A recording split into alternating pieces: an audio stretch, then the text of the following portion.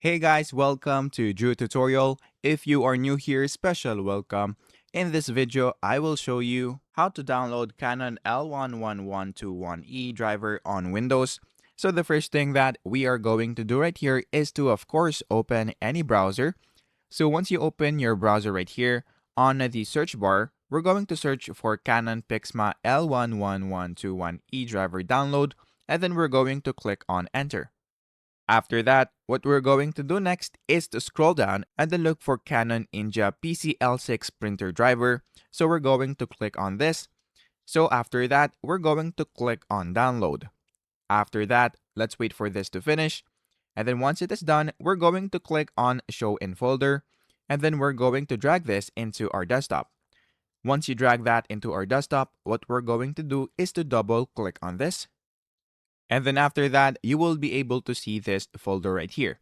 So once you do that, what we're going to do next is to go here on the search bar and then search for printers.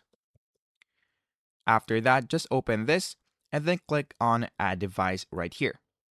After that, just click add a new device and then just click on add a local printer and then click on next. And then for the existing port, look for any USB port that you would see right here.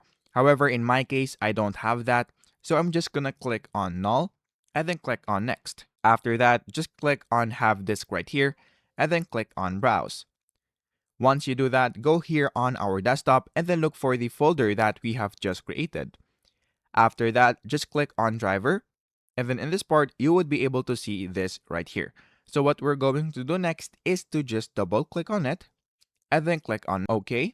And then in this part, you will now be able to see a bunch of printers right here. So what we're going to do is to just look for, of course, printers right here. So after that, what we're going to do next is to just choose this one right here. And then after that, what we're going to do right here is to just click on next.